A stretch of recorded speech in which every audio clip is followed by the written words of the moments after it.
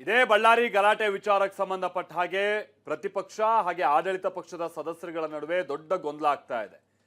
ಅದರಲ್ಲೂ ಮೊನ್ನೆ ಕುಮಾರಸ್ವಾಮಿ ಅವರು ಬಂದು ಡಿ.ಕೆ. ಶಿವಕುಮಾರ್ ಅವರು ಅಧಿಕಾರಿಗಳ ಸಭೆ ನಡೆಸಿದಂತ ವಿಚಾರವನ್ನ ಅವರು ಪ್ರಶ್ನೆ ಮಾಡ್ತಾರೆ.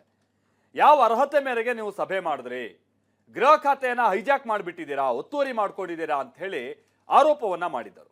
ಅಲ್ಲಿಂದ ಶುರುವಾದಂತ ಗಲಾಟೆ ಈಗ ಈ ಜಿ ರಾಮ್ಜಿ ಯೋಜನೆ ತನಕ ಅಂದ್ರೆ ಮನ್ರೇಗಾ ಯೋಜನೆಯ ಹೆಸರು ಬದಲಾವಣೆ ಮಾಡಿದಂತ ವಿಚಾರ ತನಕ ಬಂದು ನಿಂತಿದೆ. ಕುಮಾರಸ್ವಾಮಿ ಅವರು ನೇರವಾಗಿ ಈ ವಿಚಾರವನ್ನ ಬಹಿರಂಗ ಚರ್ಚೆಗೆ ನಾನು ಸಿದ್ಧ, ಯಾರ್ಯಾರು ಈ ಮನ್ರೇಗಾ ಯೋಜನೆಯಲ್ಲಿ ಲೂಟಿ ಹೊಡೆದಿದ್ದಾರೆ ಯಾವ ಸರ್ಕಾರಗಳು ಆ ಪಟ್ಟಿ ಇಡ್ತೀನಿ ಅಂತ ಹೇಳ್ತಾ ಇದ್ರೆ, ನಾನು ಈ ವಿಚಾರವಾಗಿ ಚರ್ಚೆಗೆ ಸಿದ್ಧ ಅಂತ ಡಿ.ಕೆ. ಶಿವಕುಮಾರ್ ಅವರು ಪ್ರತಿ ಸವಾಲನ್ನ ಹಾಕ್ತಾ ಇದ್ದಾರೆ. ಇದಿಷ್ಟಕ್ಕೆ ನಿಂತಿಲ್ಲ, ಮುಂದುವರೆದ ಭಾಗವಾಗಿ ಈ ಬೆನ್ನಿಗೆ ಚೂರಿ ಹಾಕಿದ್ದು, ಹಿಂದೆ ಆದಂತ ಕೆಲ ಘಟನಾವಳಿಗಳು, ಆ ವಿಚಾರಗಳು ಕೂಡ ಇದೀಗ ಮತ್ತೆ ಮುನ್ನೆಲೆಗೆ ಬರ್ತಾ ಇದೆ. ಇಂಥ ಕೆಲ ಸಂಗತಿಗಳನ್ನ ಹೇಳ್ಕೊಳ್ತಾ ಬನ್ನಿ. ಇವರಿಬ್ಬರ ನಡುವಿನ ಸವಾಲ್ ಪ್ರತಿ ಸವಾಲ್ ಡಿ.ಕೆ. ಹಾಗೆ ಎಚ್.ಡಿ.ಕೆ. ನಡುವೆ ಏನ್ ನಡೀತಾ ಇದೆ ರಿಪೋರ್ಟ್ ಅಲ್ಲಿ ನೋಡ್ಕೊಳ್ಳೋಣ. ಅವರ ಅಧಿಕಾರದ ವ್ಯಾಪ್ತಿ ಏನು ಅಂತಕ್ಕಂಥದ್ದನ್ನ ಕೇಳಲಿಕ್ಕೆ ಬಯಸ್ತೀನಿ ನಾನು.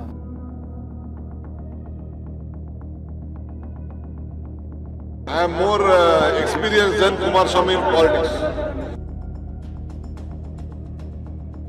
ಅಸೆಂಬ್ಲಿలో ಎಲ್ಲರೂ ಅದನ್ನು ಚರ್ಚೆ ಮಾಡಕ್ಕೆ ಕೇಳ್ತಾರೆ. ಇದನ್ನ ನಾನು ಪಂತನ ಸ್ವೀಕಾರ ಮಾಡಿದ್ದೀನಿ. ಅವ್ರು ಯಾವತ್ತು ಹೇಳ್ತಾರೋ ಇಲ್ಲ ಪಬ್ಲಿಕ್ ಡಿಬೇಟ್ ಎಲ್ಲರೂ ರೆಡಿ ಇದ್ದೀವಿ. ನಮ್ಮ ಸ್ವಂತ ಜನನೇ ನಮ್ಮ ಸ್ವಂತ ಜಾತಿಯವರೇ ನನ್ನ ದಿನ ಬೆಳಗ್ಗೆ ಟೀಕೆ ಮಾಡ್ತಾವ್ರ. ಡಿ.ಕೆ. ಎಚ್.ಡಿ.ಕೆ. ಒಂದು ಕಾಲದ ಜೋಡೆತ್ತು, ಆದ್ರೀಗ ರಾಜ್ಯ ರಾಜಕಾರಣದ ಬದ್ಧ ವೈರಿಗಳು. ಈ ನಾಯಕರ ನಡುವಿನ ಕಾದಾಟ ರಾಜಕೀಯ ಭೂಮಿಯನ್ನ ರಣರಂಗವಾಗಿಸಿಬಿಟ್ಟಿದೆ. ಇಂಥದ್ದೇ ಕದನ ಮತ್ತೊಮ್ಮೆ ಶುರುವಾಗಿದೆ. ಅದೆಷ್ಟರ ಮಟ್ಟಿಗೆ ಅಂದ್ರೆ ಡಿಸಿಎಂ ಹುದ್ದೆಯ ವ್ಯಾಪ್ತಿಯಿಂದ ಶುರುವಾದ ಗಲಾಟೆ ಅನುಭವ, ಸಿಡಿ ಫ್ಯಾಕ್ಟರಿ, ಬ್ಲೂ ಬಾಯ್ಸ್ ಅಂತೆಲ್ಲ ಬೈದಾಡ್ಕೊಳ್ಳೋ ಮಟ್ಟಿಗೆ ಬಂದ್ ನಿಂತಿದೆ. ಅವರ ಅಧಿಕಾರದ ವ್ಯಾಪ್ತಿ ಏನು ಅಂತಕ್ಕಂಥದ್ದನ್ನ ಕೇಳಲಿಕ್ಕೆ ಬಯಸ್ತೀನಿ ನಾನು. Kumaraswamy is I am more experienced than Kumaraswamy in politics. I have a better experience. NREGA ಯೋಜನೆಯ ಹೆಸರು ಬದಲಾವಣೆ ವಿಚಾರವಾಗಿ ಕಾಂಗ್ರೆಸ್ ಪಡೆ ಬಿಜೆಪಿ ವಿರುದ್ಧ ಮುಗಿಬಿದ್ದಿದೆ. ನರೇಗಾ ಹೆಸರು ಬದಲಾವಣೆಗೆ ಯಾವುದೇ ಕಾರಣಕ್ಕೂ ಬಿಡಲ್ಲ ಅಂತ ಉಗ್ರ ಹೋರಾಟದ ಎಚ್ಚರಿಕೆಯನ್ನ ನೀಡಲಾಗಿದೆ. ಈ ನಡುವೆ ಇದೇ ವಿಚಾರದ ಚರ್ಚೆಗೆ ಕುಮಾರಸ್ವಾಮಿ ಹಾಗೂ ಕಾಂಗ್ರೆಸ್ ನಾಯಕರು ಪಂಥಾಹ್ವಾನವನ್ನ ಸ್ವೀಕರಿಸಿದ್ದಾರೆ. ಅವ್ರ ಎಂ.ಎಲ್.ಎಗಳು ಇದಾರಲ್ಲ, ಅವ್ರ ಎಂ.ಎಲ್.ಎ ಇದು ಅಸೆಂಬ್ಲಿಲಿ ಕರಿತೀವಿ, ಹೊಸ ಅಸೆಂಬ್ಲಿలో ಎಲ್ಲರೂ ಅದನ್ನು ಚರ್ಚೆ ಮಾಡಕ್ಕೆ ಕೇಳ್ತಾರೆ. ಏನಿದೆ ನಿಮಗೆ ಪ್ರಚಾರಕ್ಕೆ ಅಷ್ಟೇ ತಾನೆ ಮಾಡಬೇಕು ಅಂತ ನಿಮ್ಗೆ ಎಲ್ಲ ಮಾಹಿತಿ ಕೊಡ್ತೀವಿ. ಇಲ್ಲಿ ಯಾವ್ಯಾವ ತರ ಇದರಲ್ಲಿ ಪಾಸಿಟಿವ್ ಇದೆ, ನೆಗೆಟಿವ್ ಇದೆ, ಇದೆಲ್ಲ ನಾನು ಎಕ್ಸ್ಪ್ಲೈನ್ ಮಾಡಕ್ ಹೋದ್ರೆ ಸಮಯ ತಗೊಳುತ್ತೆ. ಬಟ್ ನಾನು ಚಿಲ್ಲರೆ ಸಣ್ಣ ಪಣ್ಣವ್ರಿಗೆ ಹೋಗಲ್ಲ. ಅಲ್ಲ, ಅವ್ರ ಪಾರ್ಟಿ ಪ್ರೆಸಿಡೆಂಟ್ ಬರಲಿ. ಯಾರು ಹೇಳಿ? Yes I welcome him. ಇದನ್ನ ನಾನು ಪಂತನ ಸ್ವೀಕಾರ ಮಾಡಿದ್ದೀನಿ. ಅವ್ರು ಯಾವತ್ತು ಹೇಳ್ತಾರೋ ಇಲ್ಲ ಪಬ್ಲಿಕ್ ಡಿಬೇಟ್ ಎಲ್ಲರೂ ರೆಡಿ ಇದ್ದೀವಿ.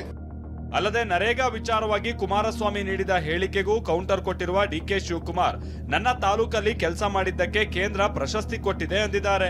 ಈ ಕೇಂದ್ರ ಸರ್ಕಾರದ ಅನುದಾನವನ್ನ ಯಾವ ರಾಜ್ಯಗಳಲ್ಲಿ ಯಾವ ರೀತಿಯಲ್ಲಿ ಅತ್ಯಂತ ಪ್ರಾಮಾಣಿಕವಾಗಿ ಉಪಯೋಗ ಮಾಡ್ಕೊಂಡಿದ್ದಾರೆ. ಒಂದು ಕ್ಯಾಪಿಟಲ್ ಅಸೆಟ್ ನ ಎಷ್ಟು ನಿರ್ಮಾಣ ಆಗಿದೆ. ಇಡೀ ದೇಶದಲ್ಲೇ BJP government number 1 taluk Kanakapura ಅಂತೇಳಿ ಪ್ರೈಸ್ ಕೊಟ್ಟಿದ್ದಾರೆ. ಇದಿಷ್ಟೇ ಅಲ್ಲ, ಬೆಂಗಳೂರಿನಲ್ಲಿ ನಡೆದ ಒಕ್ಕಲಿಗ ಸಮಾವೇಶದ ವೇದಿಕೆ ಮೇಲೂ ಕುಮಾರಸ್ವಾಮಿ ವಿರುದ್ಧ ಗರ್ಜಿಸಿದ ಡಿ.ಕೆ. ಶಿವಕುಮಾರ್, ನಾನು ಚಿಕ್ಕವನಿರ್ಬೋದು, ಆದ್ರೆ ಅನುಭವ ಇದೆ, ನನ್ನ ಜಾತಿಯವರೇ ನನ್ನನ್ನ ಟೀಕೆ ಮಾಡ್ತಾರೆ ಎನ್ನುತ್ತಲೇ ನಾನು ಕುಮಾರಸ್ವಾಮಿಗೆ ಪ್ರಾಮಾಣಿಕವಾಗಿದ್ದೆ, ಆದ್ರೆ ಅವರೇ ಬೆನ್ನಿಗೆ ಚೂರಿ ಹಾಕಿದ ಅಂತ ತನ್ನ ವಿರುದ್ಧ ಹೇಳಿಕೆ ನೀಡಿಲ್ವಾ ಅಂತ ಬೇಸರ ಹೊರ ಹಾಕಿದ್ರು. ನಾನು ಚಿಕ್ಕವನಾಗಿರ್ಬೋದು, but my experience is very big. ನಂದೇ ಆದಂತ ಎಕ್ಸ್ಪೀರಿಯನ್ಸ್ ಇಲ್ಲಿ ಲೆವೆಲ್ವರೆಗೂ ಇಲ್ಲಿವರೆಗೂ ಬೆಳೆದು ವಿತೌಟ್ ಎನಿ ಬ್ಯಾಕ್ ಗ್ರೌಂಡ್. ಮನೆಗೆ ನಮ್ಗೆಲ್ಲ ಬಡಿತಾರವ್ರು ಯಾರು? ಬೇರೆ ಯಾರು ಬಡಿತಾವ್ರ? ನಮ್ ಸ್ವಂತ ಜನನೇ ನಮ್ ಸ್ವಂತ ಜಾತಿಯವರೇ ನನ್ನ ದಿನ ಬೆಳಿಗ್ಗೆ ಟೀಕೆ ಮಾಡ್ತಾವ್ರೆ. ಸೋಷಿಯಲ್ ಮೀಡಿಯಲ್ಲಿ ಆಗ್ತಾ ಇದಾರೆ ನೋಡಿ, ನನಗೆ ಚಾಕೋತಾವ್ರೆ.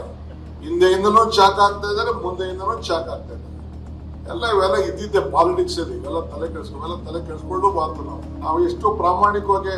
ಈಗ ಕುಮಾರಸ್ವಾಮಿ ಸಹಿತಪ್ಪ ಎಷ್ಟು ಪ್ರಾಮಾಣಿಕವಾಗಿ ದುಡ್ದಿದೆ ಅಂದ್ರೆ ನನ್ನ ಆತ್ಮಸಾಕ್ಷಿ ಗೊತ್ತು.